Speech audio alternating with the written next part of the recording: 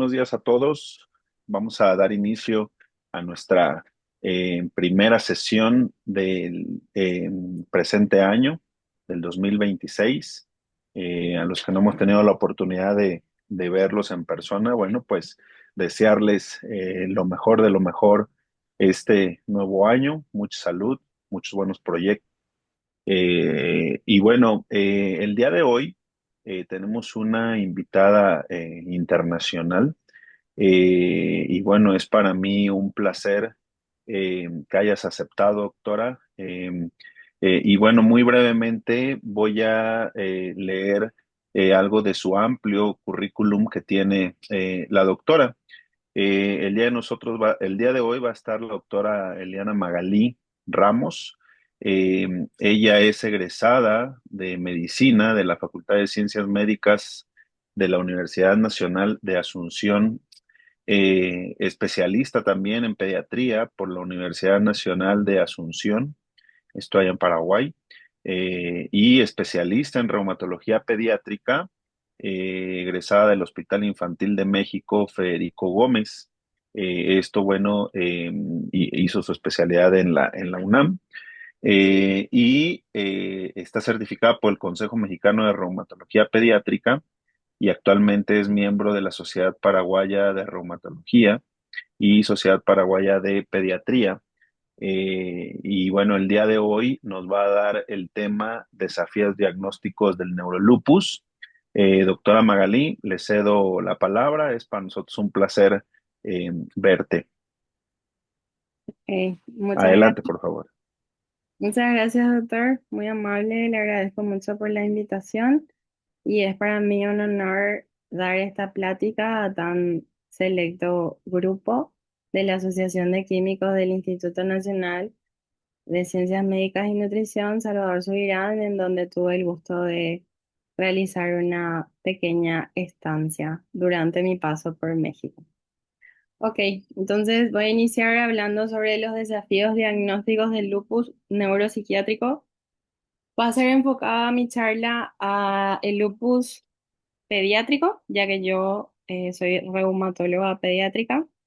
La agenda de lo que les voy a hablar, voy a empezar con una pequeña introducción, explicarles un poco sobre la patogenia de la enfermedad, las principales manifestaciones clínicas, cómo realizamos o cómo llegamos al diagnóstico, las bases y los pilares del tratamiento y por último, pequeñas conclusiones y puntos que quisiera que lleven como conclusión a la casa. Bueno, la prevalencia informada del lupus neuropsiquiátrico dentro del lupus pediátrico realmente es muy variable, varía según la literatura entre el 20 al 95%. Llama mucho la atención que el lupus neuropsiquiátrico sea mucho más frecuente en la población pediátrica que en la población adulta. Es por eso que nosotros como reumatólogos pediatras tenemos que estar muy atentos cuando realizamos el diagnóstico de lupus en un niño, ya que típicamente las manifestaciones neuropsiquiátricas se presentan al inicio de la enfermedad, si bien pueden desarrollarse a lo largo de toda la evolución de la misma, se presentan típicamente más al inicio. Es por eso que nosotros tenemos que tener mucho ojo cuando un paciente debuta con esta enfermedad. Y el enfoque de nuestro tratamiento siempre tiene que ser un enfoque de equipo, un enfoque multidisciplinario. El reumatólogo pediatra tiene que ser un médico especialista en liderar un equipo de nefrólogos, psiquiatras, hematólogos y saber cómo que trabajar y juntar todo un equipo para el mejor pronóstico y evolución de la enfermedad del niño. Bueno, unas pequeñas palabras de la patogenia. La patogenia en el neurolupus específicamente incluye la pérdida de la tolerancia inmunitaria, la producción de autoanticuerpos y el depósito de complejos inmunológicos, y esto conduce a la activación del complemento, la inflamación tisular y la apoptosis. Aquí les puse una gráfica en donde podemos ver que básicamente pues todo comienza en la apoptosis. En una persona sana, los restos celulares se eliminan rápidamente. Sin embargo, en un paciente con lupus hay una reducción en la limpieza de estos restos apoptóticos. Entonces, al no eliminarse estos restos apoptóticos, el material nuclear queda expuesto, como el ADN. Y las células B autorreactivas reconocen este ADN como, o sea, este ADN propio como un ADN extraño, un material extraño, y entonces empiezan a producir autoanticuerpos, como el anti-DNA.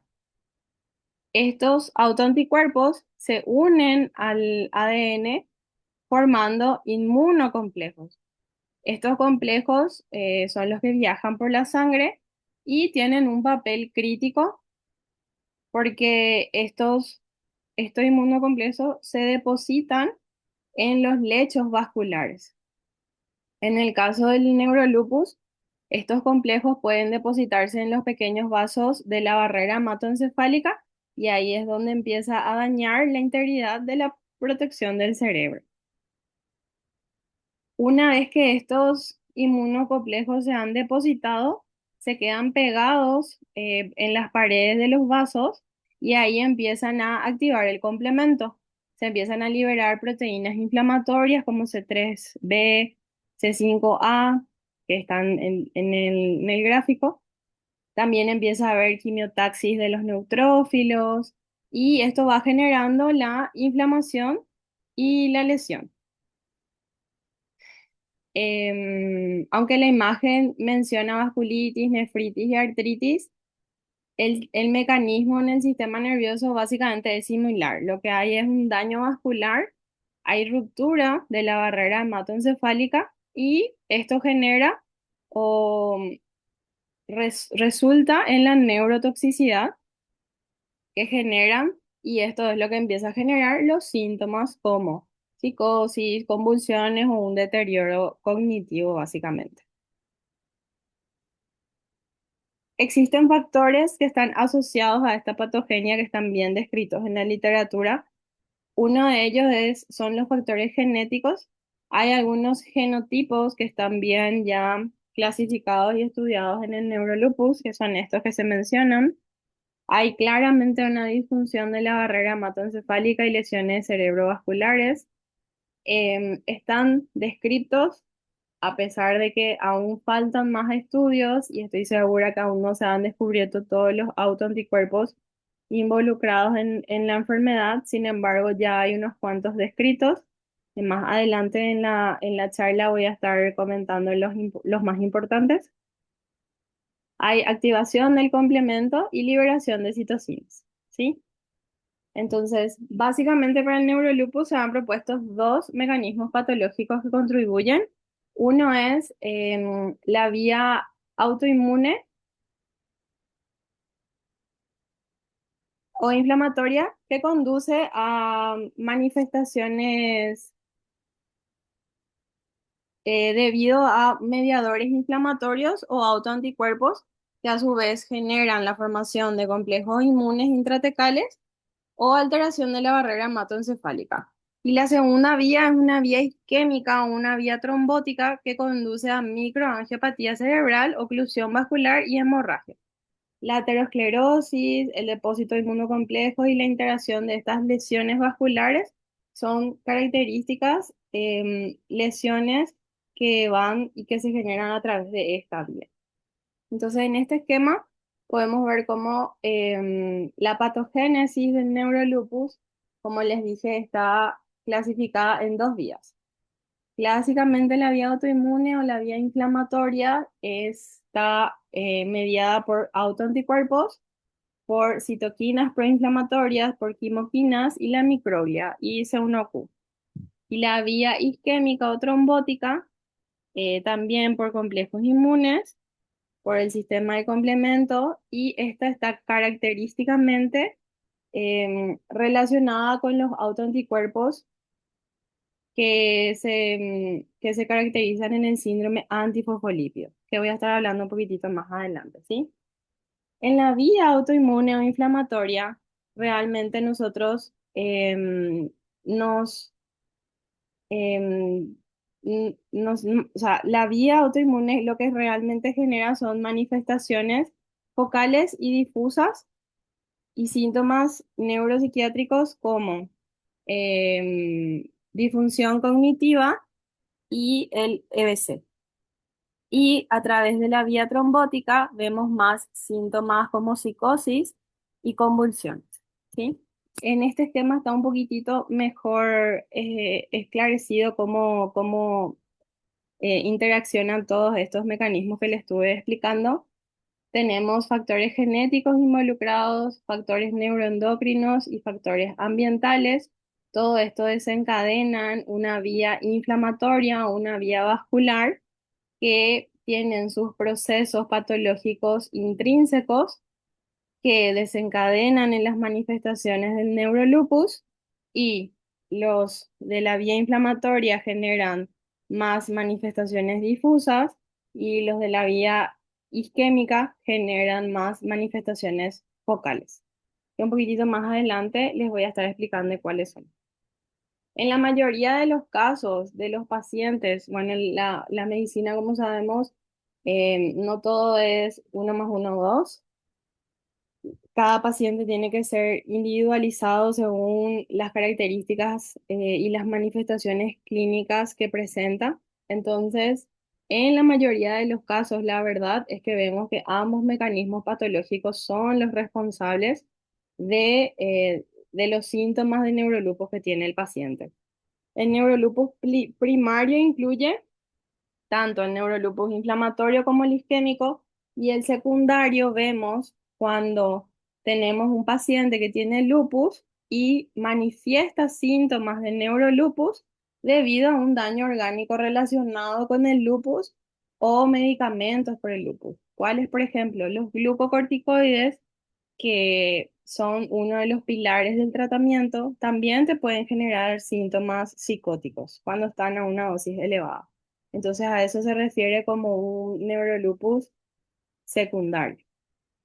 O, por ejemplo, el propio lupus, como es una enfermedad crónica, te puede generar síntomas como, o sea, síntomas depresivos o síntomas de ansiedad por ser una enfermedad crónica en sí y no necesariamente ser producto de la vía inflamatoria o la vía isquémica que produce el neurolupus. ¿Me entienden? Bueno, entonces para explicarles así de manera más global, las manifestaciones clínicas son realmente bastante variadas. La Academia Americana de Reumatología la describe como dentro de 19 síndromes que están divididos en afectación del sistema nervioso central y afectación del sistema nervioso periférico. Dentro del sistema nervioso central, uno de los principales síntomas que podemos tener es la cefalea. La cefalea es la manifestación más frecuente del lupus. Y como sabemos, la cefalea, la verdad, es un síntoma multifactorial. ¿Qué quiere decir esto? O sea, hay demasiadas causas que lo pueden estar justificando. Entonces, por eso es muy importante que los dolores de cabeza sean bien estudiados dentro de un paciente con lupus, o sea que requiere un examen neurológico cuidadoso. Inclusive podemos llegar a necesitar imágenes para establecer la causa de esta cefalea. Según de la psicosis, los pacientes tienen alucinaciones visuales, alucinaciones auditivas, rara vez tienen alucinaciones táctiles. Las auditivas son más frecuentes que las visuales. Los niños con psicosis generalmente experimentan otros síntomas, o sea, nunca es solamente psicosis. Y las pruebas de imagen y laboratorio suelen ser normales o inespecíficas en realidad. También está la disfunción cognitiva o el estado confusional agudo, que varía, la verdad que es bastante amplio esto.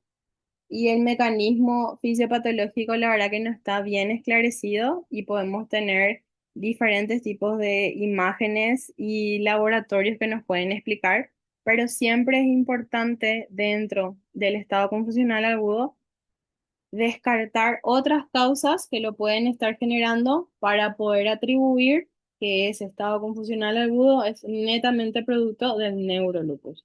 Entonces ahí es donde entra el ojo clínico y la disquisición diagnóstica del reumatólogo y del neurólogo. También podemos tener trastornos del estado de ánimo, y esto es lo que les dije, que los pacientes con neurolupus o con lupus en general pueden estar presentando síntomas depresivos o síntomas de ansiedad, y en algunos pacientes esto es por el neurolupus primario, o sea, sí se generó toda la vía inflamatoria o isquémica que le hizo generar estos síntomas, o realmente es producto de el lupus como tal, pero el lupus está controlado y el paciente igual tiene síntomas depresivos o síntomas de ansiedad por tener una enfermedad crónica como tal. Luego está la enfermedad cerebrovascular. Generalmente suele ser una vasculopatía de pequeños o medianos vasos. Se presenta como un dolor de cabeza, se puede presentar como convulsiones, déficit neurológico, y generalmente necesitamos imagen para poder apoyarnos para hacer el diagnóstico. Requieren en la mayoría de los casos anticoagulación y típicamente están involucrados los anticuerpos del SAF dentro de esta manifestación clínica. Y las convulsiones la verdad son muy comunes, son también multifactoriales, y en este síntoma como tal es muy importante que nosotros hayamos descartado causas metabólicas o infecciosas para poder atribuir la convulsión como tal al neurolupus, o entender que, por ejemplo, es un paciente que tiene una nefritis lúpica y que está convulsionando por una alteración en los electrolitos o una alteración de la presión arterial de este paciente, ¿me entienden? Entonces, por eso es muy importante que este síntoma sea bien estudiado para poder clasificarlo como síntoma del neurolupus. También están las manifestaciones del sistema nervioso periférico, y ahí entran los trastornos del movimiento. La corea, por ejemplo, es una complicación. Si bien es rara, es una complicación que puede existir y está asociado con con los anticuerpos antifosfolípidos en los pacientes. También pueden tener mielitis transversa. La mielitis transversa, la verdad, es un síntoma que requiere urgente la identificación, porque cuanto antes hagamos la intervención, tiene mejor pronóstico. Y también pueden presentar síntomas de Guillain-Barré o síntomas de neuritis óptica, que son un poquitito más raros, pero también es importante que sepamos que pueden existir. En esta tabla eh, es como le expliqué al inicio, la ACR, la Academia Americana de Reumatología, dividió en síntomas relacionados con el sistema nervioso central y síntomas relacionados con el sistema nervioso periférico, ¿sí? Entonces, en el central podemos tener focales y difusos. Dentro de los focales están las convulsiones, meningitis asépticas, accidente cerebrovascular, los síndromes desmielinizantes, dolor de cabeza, mielopatía y alteraciones del movimiento que les expliqué. Y dentro de las difusas, los síntomas de ansiedad, psicosis, em, síntomas del estado del ánimo, el síndrome confusional agudo, déficit cognitivo, y dentro del sistema nervioso central periférico, ahí podemos tener desórdenes autonómicos, miastenia gravis, tengo pacientes, vi pacientes que fueron tratados como miastenia gravis como tal, respondieron al tratamiento, pero en poco tiempo recaen. ¿Y por qué es esto? Recaen por el hecho de que la causa principal, que realmente era el lupus, no está siendo tratado solamente la miastenia gravis. Entonces, por eso es que es muy importante que el tratamiento sea multidisciplinario, como les digo, porque si solamente em, están involucrados ciertos subespecialistas, como que tratan solamente el síntoma como tal y no vemos todo el paisaje. Entonces es muy importante que trabajemos en equipo para poder llegar y tratar de la mejor manera al paciente. Polineuropatía, síndrome de Guillain-Barré, plexopatías y la mononeuropatía. Entonces, esto es la tabla de la ACR en donde podemos distinguir todas las manifestaciones clínicas que podemos tener, descritas hasta el momento, ¿sí? Esta tabla les puse en donde podemos ver la frecuencia que tiene, ¿sí? Así de plano podemos ver el 95%, lo más frecuente es el dolor de cabeza, como les expliqué, la cefalea, ¿sí?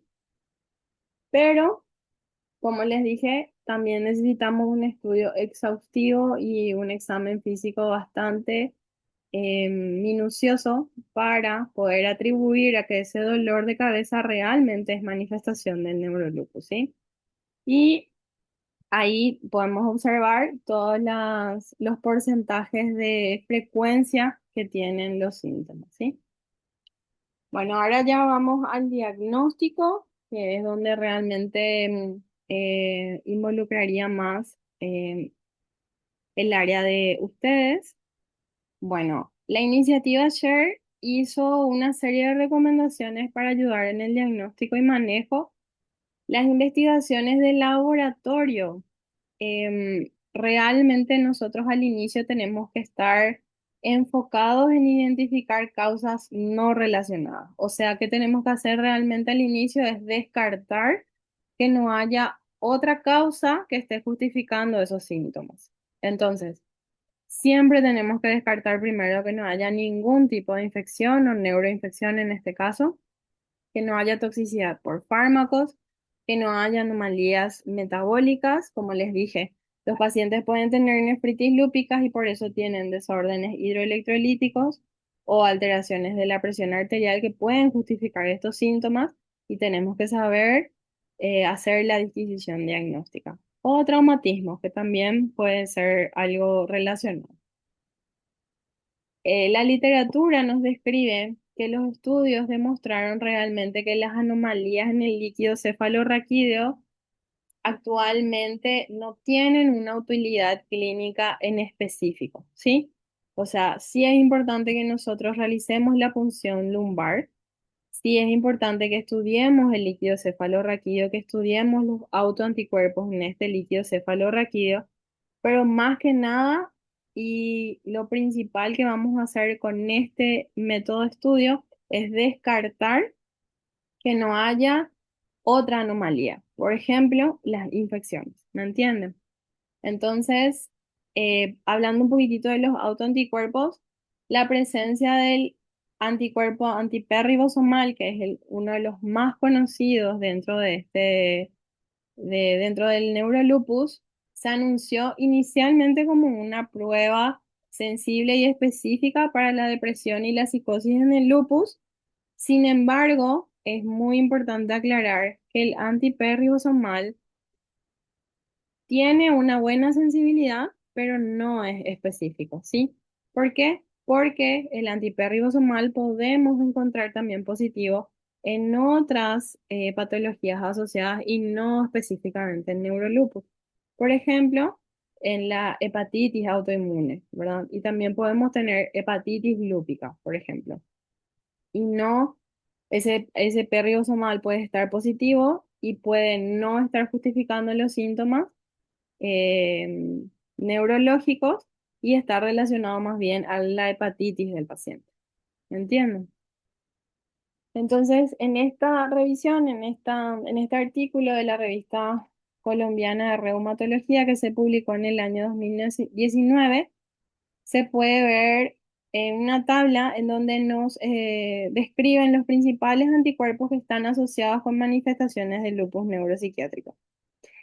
Para este año se habían encontrado estos anticuerpos. El antiperribosomal, que ya les mencioné, cuya manifestación más asociada es la psicosis, y la técnica de medición que se utiliza es el ELISA o el inmunoblot.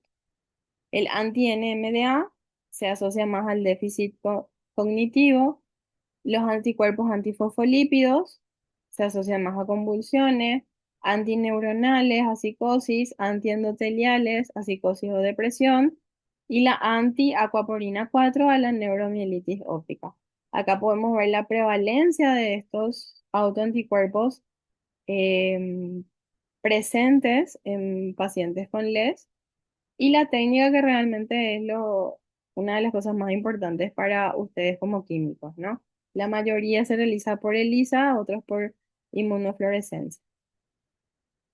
Bueno, eso fue para este año en donde se publicó. Sin embargo, en este artículo que se publicó ya en el año 2024, podemos ver que se ampliaron la cantidad de autoanticuerpos que están asociados al lupus, al neurolupus específicamente. Entonces, nos vuelven a describir los anticuerpos antifosfolípidos.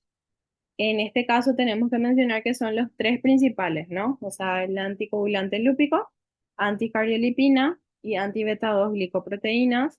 Acá también ya nos especifica en dónde podemos pedir, o sea, en suero y en líquido cefalorraquídeo, y está asociado con esos síntomas, ¿sí? El antiperribosomal, que también menciona que podemos pedir tanto en suero como en líquido cefalorraquídeo. El anti-NMDA, que se puede pedir también en suero y en líquido cefalorraquídeo. El anti-MAP2, el anti-U1-RNP. Estos son los anticuerpos antiendoteliales que les había mencionado. Luego el anti-TPI y el anti-GAPDH, ¿sí? No sé cómo está en México, pero acá en mi país, realmente lo que nosotros tenemos disponible para poder realizar son los primeros tres, los anticuerpos antifosfolípidos, antiperribosomal y anti-NMDA. Y realmente lo que nosotros más realizamos es en suero. En en el líquido cefalorraquídeo, si bien sí se hace punción lumbar, sí se hace la toma del líquido cefalorraquídeo, la verdad que la utilidad de pedir estos autoanticuerpos en líquido cefalorraquídeo no la vemos como tan importante por el hecho de que, uno, no hay varios lugares en donde se realiza, y dos, realmente no hay un valor de referencia de estos autoanticuerpos. O sea, no hay un estudio poblacional que se haya hecho para poder validar esos valores de referencia. Entonces, por eso, y menos en población pediátrica, o sea, si se llega a hacer, primero se va a hacer en adultos. Em, por lo tanto, entonces, como les digo, la utilidad clínica de realizar estos autoanticuerpos en líquido cefalorraquídeo, la verdad que hasta hoy en día no es mucha, por eso no se realiza con frecuencia. Esto es hablando de los autoanticuerpos, ¿sí? No les puse como tal, pero realmente no podemos dejar de mencionar que esto es para realizar el diagnóstico de neurolupus en un paciente ya catalogado como paciente lúpico.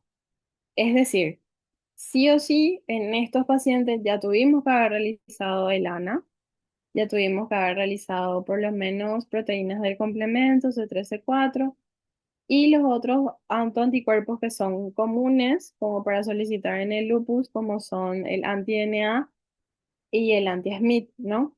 Entonces, hablando un poco del ANA, sabemos que el ANA es positivo en la mayoría de los casos y por no decir en todos. Del lupus solamente hay un 2% de la población que tiene ANA negativo y es un paciente lúpico. Entonces, el ANA tiene que estar positivo, y hablando un poco de los patrones, no hay un patrón en específico que esté relacionado al neurolupus. Sin embargo, como sabemos, para el lupus el más común es el patrón homogéneo. También puede haber el patrón moteado fino, moteado grueso. Entonces, básicamente no hay un patrón específico, sino que sí o sí tenemos que fijarnos nada más en los patrones específicos del lupus como para poder em, traslapar a esta patología, ¿sí? También, obviamente, tenemos que tener C3 y C4 consumidos, como es en la mayoría de los casos del lupus.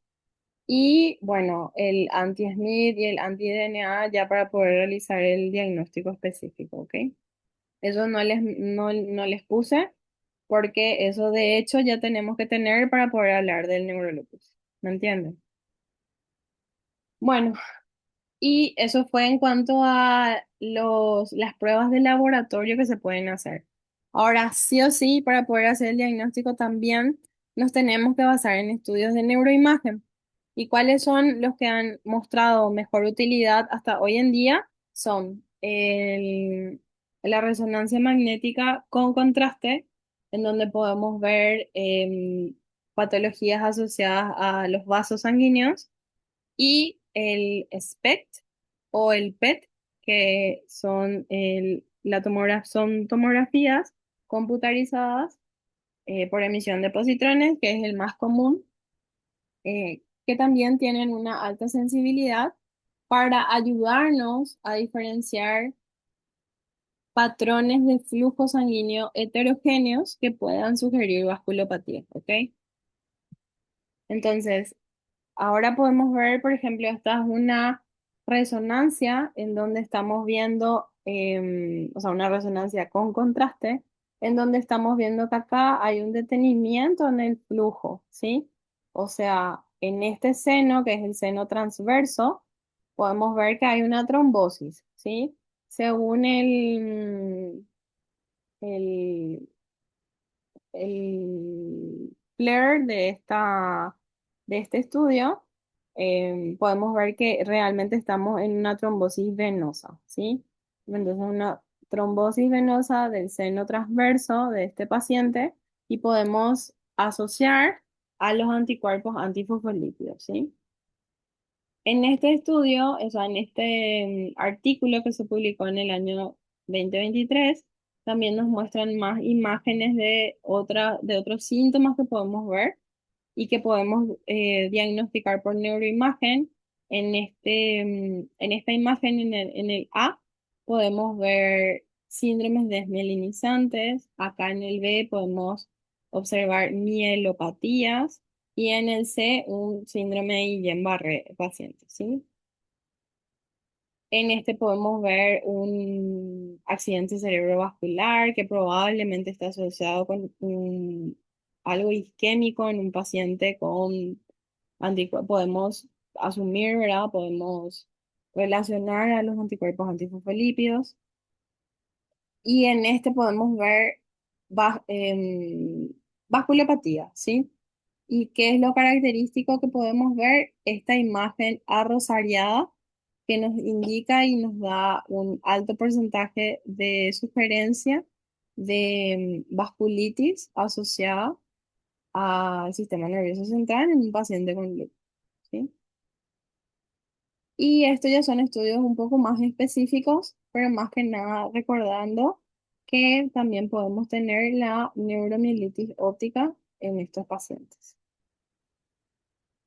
Y por último, en este estudio em, que se publicó en el año 2024, donde ellos estudiaron el rol del PET en pacientes con neurolupus, podemos ver este gráfico en donde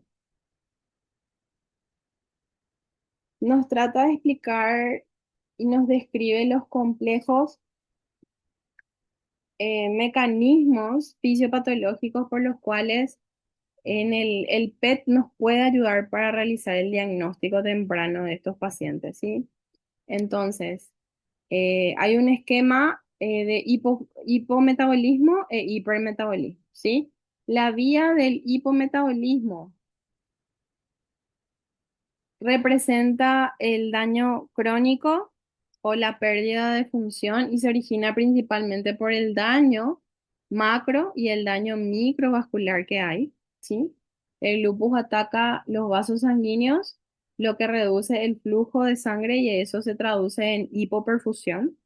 También hay un daño estructural neuronal, o sea, la muerte de neuronas o la pérdida de integridad de la sustancia blanca y esto reduce la capacidad del cerebro para trabajar.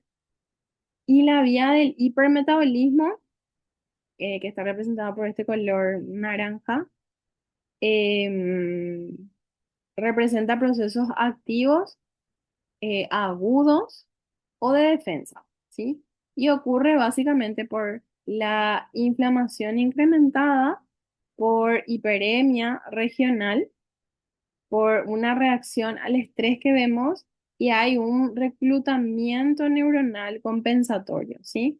Entonces eso, o sea, tanto el hipometabolismo como el hipermetabolismo va generando diferentes colores en el PET y esta alteración de, del flujo nos ayuda a captar cambios metabólicos temprano en el cerebro del paciente con neurolupus y eso se traduce en un daño eh, que nos demuestra mucho antes que un daño que ya se puede ver en resonancia. ¿Me entienden? Entonces, por eso es que el rol del PET como un diagnóstico temprano en el neurolupus es mucho más importante que la neuroimagen que podamos llegar a obtener por una resonancia, por ejemplo. ¿Sí? Lo único malo del PET, por lo menos acá en mi país, es que no siempre está disponible, ¿sí? O sea, es un estudio bastante costoso y no está disponible 24 horas y los 7 días de la semana como para poder realizarse. Entonces, eso dificulta un poquitito el diagnóstico, ¿no? Pero bueno, en México sí, en México está un poquitito más disponible. Hay varios centros ahí en el Hospital Infantil donde yo me formé. Teníamos acceso como un poco con más frecuencia que en otros lugares, ¿sí? Entonces, este es un PET de una paciente con neurolupus que habíamos visto donde yo me formé y podemos ver estos colores naranjas, verdes, azules que les estuve mencionando que nos traduce cambios en el metabolismo del cerebro y como conclusión podemos ver que tenía hipoperfusión en ciertas áreas, hiperperfusión en otras áreas y eso se traduce y tenemos que correlacionar con la clínica que tenía esta paciente para poder realizar el diagnóstico de neurolupus que finalmente esta niña sí fue diagnosticada como tal, ¿sí? Bueno, para darles un pantallazo de lo que es el tratamiento. Una vez que nosotros ya tenemos establecido el diagnóstico, tenemos que iniciar lo antes posible con el tratamiento. Cuanto antes iniciemos con el tratamiento, mejor pronóstico para el paciente, ¿sí? Entonces, hasta hoy en día, uno de los pilares es glucocorticoides en dosis altas, ¿sí? Y ciclofosfamida para la enfermedad que está significativa, o sea, ya una enfermedad moderada a grave. La mayoría de los pacientes reciben medicación antipsicótica también. Luego podemos dar un tratamiento de base ya de mantenimiento con azatioprina o con micofenolato. Y cuando detectamos que hay fenómenos trombóticos relacionados, estos van a requerir anticoagulación. En este esquema podemos ver cómo sí o sí tenemos tres tratamientos, ¿sí? El tratamiento sintomático es una terapia que sí o sí tenemos que dar de manera paralela en todos los pacientes. Presentan convulsiones, le tenemos que tratar con anticonvulsivantes. Presentan síntomas psicóticos, tenemos que tratar con antipsicóticos. Presentan síntomas de ansiedad, tenemos que tratar con ansiolíticos, ¿ok? ¿Me van entendiendo? Pero si bien esto es un tratamiento sintomático, nosotros tenemos que tratar la enfermedad de base. Entonces, una vez que nosotros hicimos la disquisición diagnóstica de que se trata de una vía inflamatoria o de una vía isquémica, también tenemos que tratar la enfermedad de base. Entonces, si estamos ante la presencia de un neurolupus que se dio a través de la vía inflamatoria, pues ahí tenemos que dar glucocorticoides en dosis altas, nos valemos de la ciclofosfamida y como les dije ya de mantenimiento, azatioprina o micofenolato, ¿ok?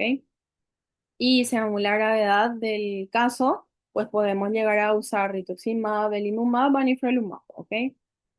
Y si tenemos la vía isquémica, pues sí o sí tenemos que antiagregar con aspirina o anticoagular con heparina o warfarina, según sea el caso en particular, ¿sí? Esto sería a grandes rasgos el tratamiento que vamos a hacer. Como conclusiones, les quiero dejar algunos puntos que quería yo resaltar en esta charla, ¿sí? Entonces, lo primero es el desafío de la prevalencia y el timing, ¿sí? Entonces, como les expliqué al inicio, el neurolupus es una manifestación sumamente variable, o sea, como les dije, tiene 19 tipos de manifestaciones que podemos observar en el paciente, pero tenemos que saber que es notoriamente más frecuente y más severo en la población pediátrica. Por eso, como reumatólogos pediatras, tenemos que tener mucho ojo a los síntomas neurológicos que podamos llegar a percibir en nuestro paciente y el neurolupus como tal exige una sospecha alta desde el inicio de nuestro primer contacto con el paciente y actuar de manera rápida para mejorar el pronóstico.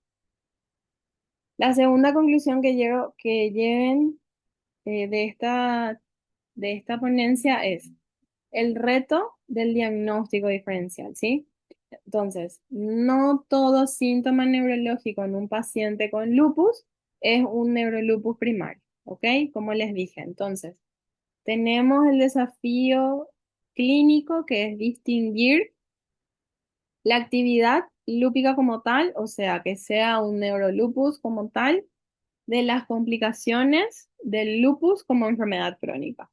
Y esto es que sea un síntoma de depresión o un síntoma de ansiedad de una paciente lúpica que está estable versus un síntoma de depresión o un síntoma de ansiedad de un neurolupus primario en una paciente lúpica que ahora mismo no está estable.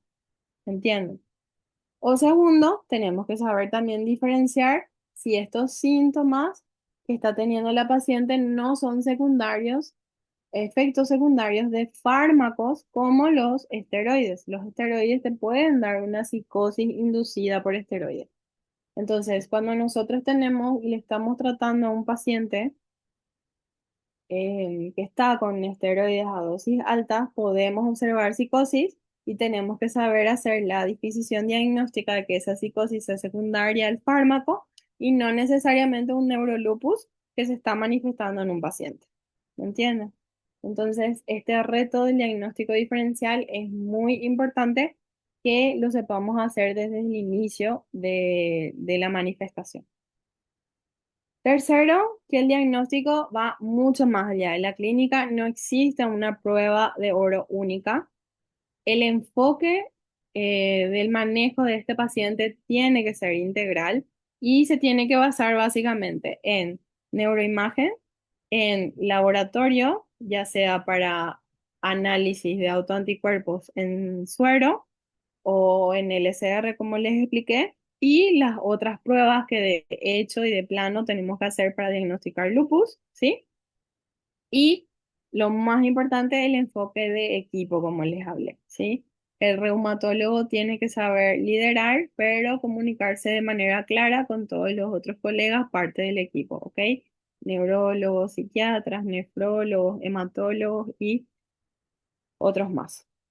Y por último, los pilares del tratamiento que una vez establecido el diagnóstico de neurolupus, el tratamiento tiene que ser precoz y tiene que ser enérgico desde el inicio.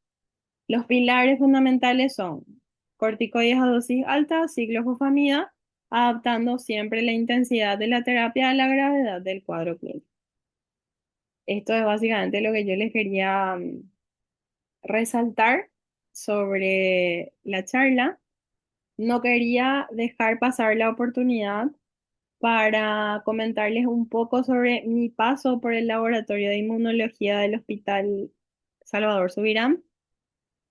Tuve el honor de poder trabajar con el doctor Carlos Núñez, con la química Martita, la química Araceli, la química Tere, el doctor Diego, la química Eli, que me recepcionaron de una manera excepcional, me dieron conocimientos que hasta hoy en día realizo en mi práctica profesional, conocimientos que no siempre están así mismo en el libro, sino que ellos me supieron transmitir de una manera eh, como que, como para que se me quede y yo lo pueda transmitir también a otros profesionales de mi área.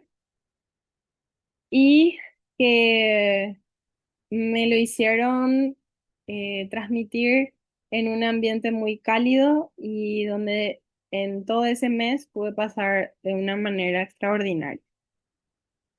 Y también quería mencionarles esto. Mi paso por México, la verdad que me hizo ver a México como un país bastante receptivo con los extranjeros, en donde le hacen sentir al extranjero como en su casa prácticamente. Estas son imágenes en donde podemos ver los principales monumentos de la Ciudad de México, como el Monumento de la Revolución, el Ángel de la Independencia y la Diana Cazadora, y están alumbrados con los colores patrios de mi país, ¿sí? El consulado paraguayo tiene muy buenas relaciones con el gobierno de México y cada 14 de mayo, que es la fecha del Día de la Independencia de mi país, el gobierno de México alumbra estos principales monumentos con esos colores y realmente le hacen sentir al extranjero como en su casa. O sea, lo hacen sentir, o sea, ese grado de nostalgia que uno tiene cuando está en el extranjero, lo reducen prácticamente con este pequeño gesto que tienen. Entonces, quería nada más comentarles, ¿verdad? Esto fue cuando yo estuve en el año 2023 ahí. En el año 2024 también hicieron lo mismo y en el año 2025 ya, yo ya no estaba, pero vi por redes sociales que se volvió a hacer. Entonces, nada más dejarles como mensaje, ¿verdad? Y es el 14 de mayo de este año se vuelve a encender para que ustedes se recuerden que esos colores son por Día de la Independencia de mi país. Muchas gracias y quedo atenta a cualquier pregunta o comentario que haya con respecto a la charla.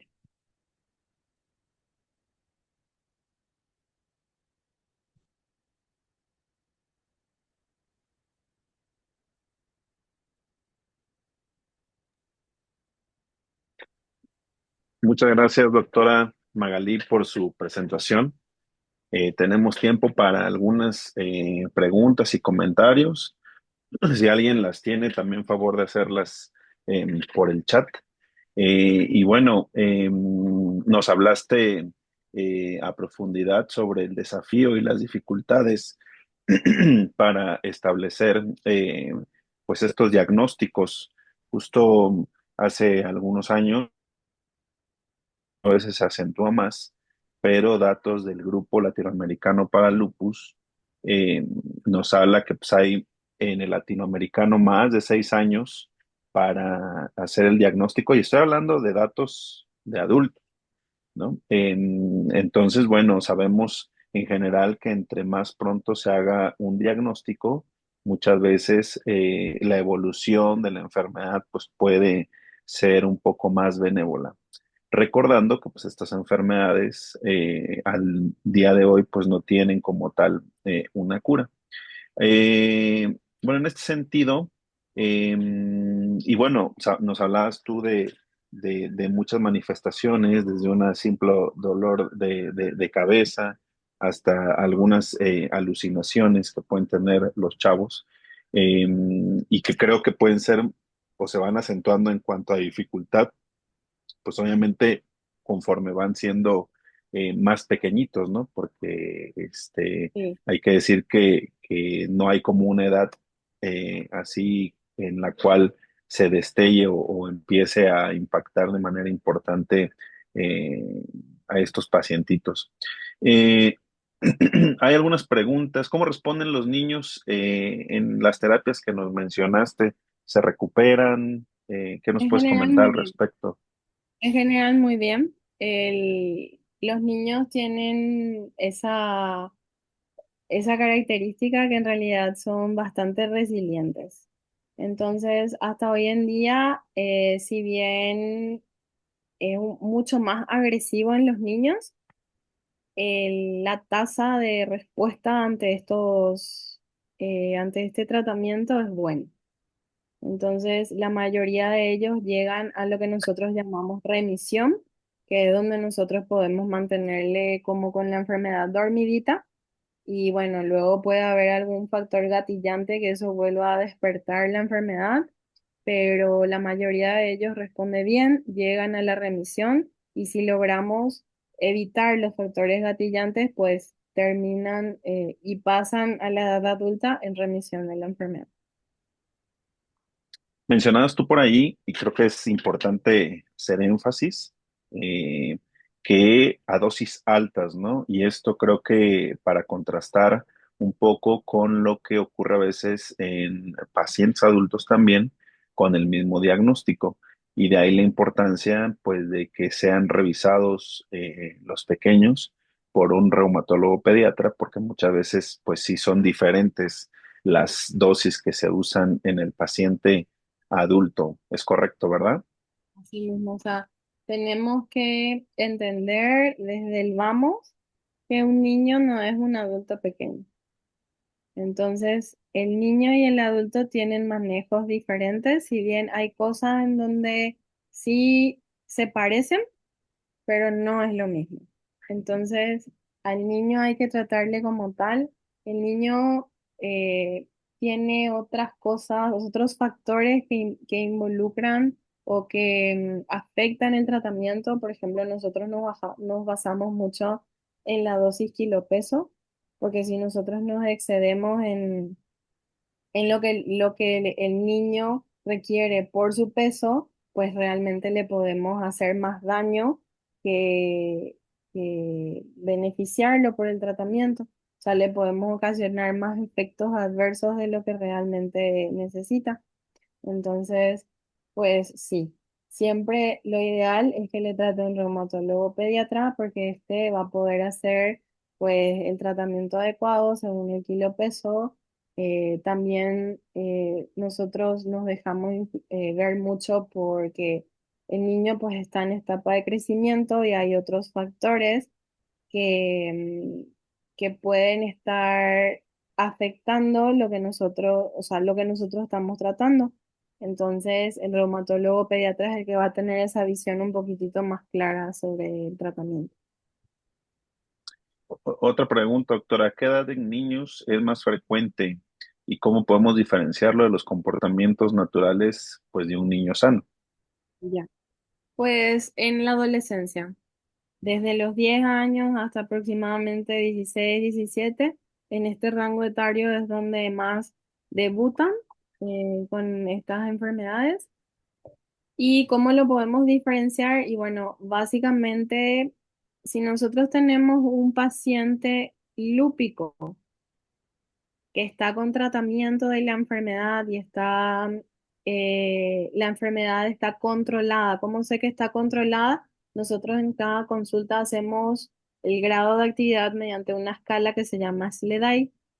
Entonces, nosotros calculamos el SLEDAI del paciente y si vemos que no está en actividad o está en una actividad leve, pero sin embargo el niño está presentando síntomas como depresión o síntomas como ansiedad, y pues realmente ahí podemos catalogar que este paciente pues realmente está presentando estos síntomas por tener una enfermedad crónica, por tener una enfermedad que él sabe que no se va a curar, ¿sí?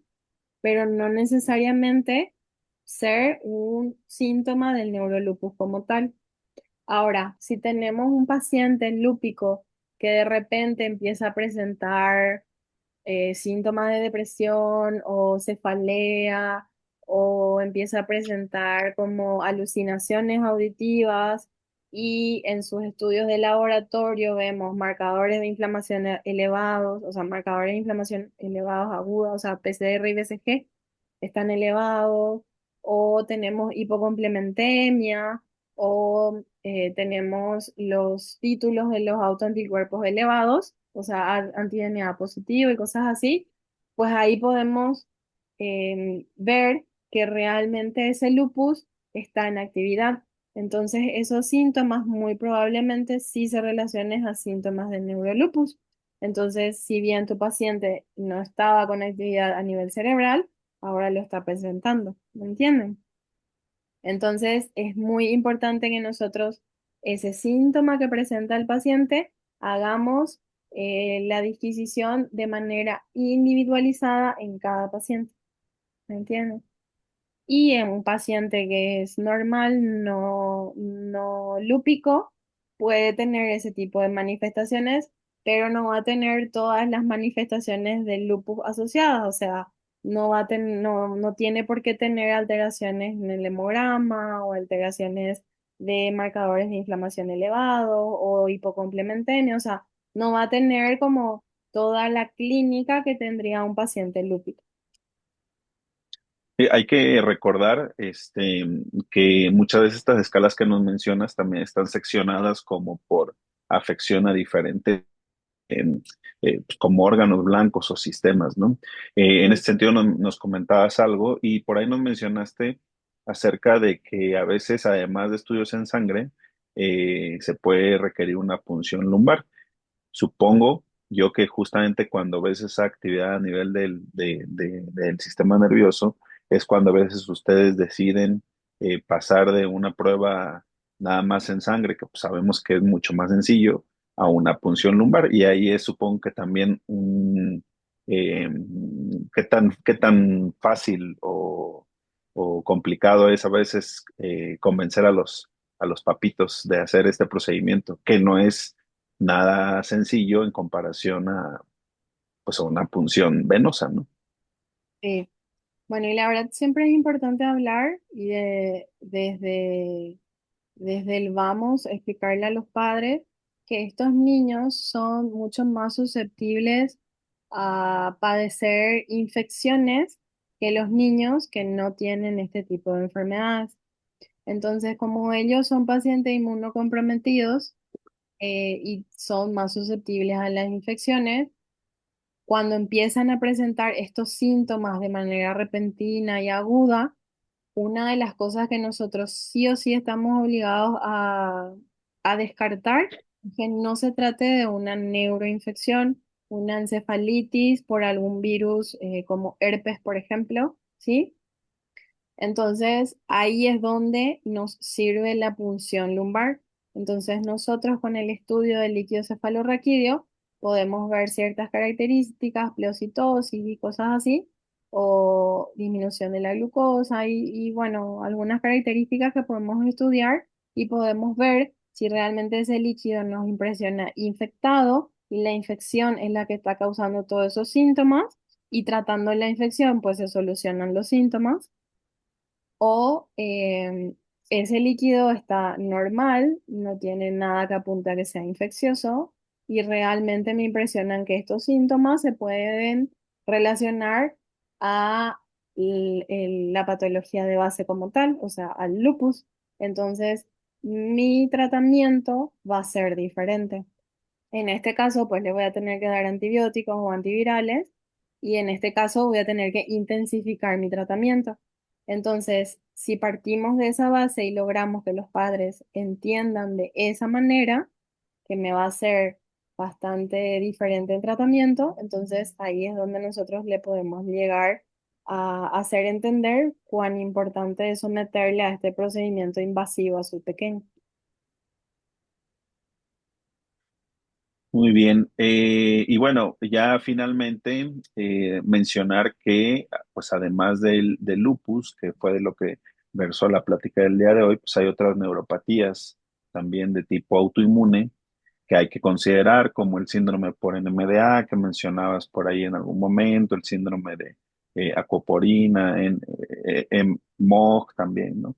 que bueno, pues también a veces hace más complicado, creo yo, pues los abordajes diagnósticos, ¿no? Y por eso es que a veces a estos pacientes les piden una batería de estudios, impresionantes, ¿sí? A veces, bueno, pues si es en suero, si también es en el SR y demás, porque creo yo que es diferente cuando tienes un paciente que ya sabes que tiene el diagnóstico, pero pues cuando es un pequeño que tiene solamente la parte como neuropsiquiátrica, a veces pues hay que pensar también en otras cuestiones y además del lupus neuropsiquiátrico, ¿no? Así mismo, o sea, como les dije, estos pacientes pueden debutar con miastenia gravis, con síndrome de Guillain-Barré, con neuromielitis transversa, y son patologías que se pueden ver como tales únicas, no dentro del lupus. Entonces, Ujú. ahí es donde entra el papel del neurólogo, en donde si estás teniendo un paciente que tiene estos síntomas y no responde bien al tratamiento, o te llama la atención que hay otros síntomas asociados, o como que no está muy claro el panorama de algunos laboratorios que no concuerdan con que sea solamente eso, pues ahí pensar que el lupus tiene todo este amplio espectro de manifestaciones que pueden ser síntomas de debut de la enfermedad y no tener principal, o sea, no tener asociado todo lo otro que es mucho más común ver en el lupus, porque es mucho más común, o sea, si yo les cuento a un paciente que tiene lesiones en piel y tiene problemas de riñón y es una niña adolescente, pues obviamente ahí enseguida se nos prende que es un lupus, es evidente. Pero si tenemos un niño, qué sé yo, de 8 años, que de repente se le cae más el párpado y está más decaído y tiene síntomas de miastenia gravis, pero no vas a pensar de manera inicial que es un lupus. Pero pues ahí es donde entra el criterio clínico del médico que lo está atendiendo en pensar en que también puede ser esa patología. Así es. Muy bien, doctora. Bueno, pues algunos saludos aquí en el chat de parte de algunos compañeros. Felicitaciones. Y bueno, no me queda más que agradecer su extraordinaria colaboración. Y bueno, esperemos saludarnos pronto en algún congreso, en algún lugar. No me queda más que agradecerle su colaboración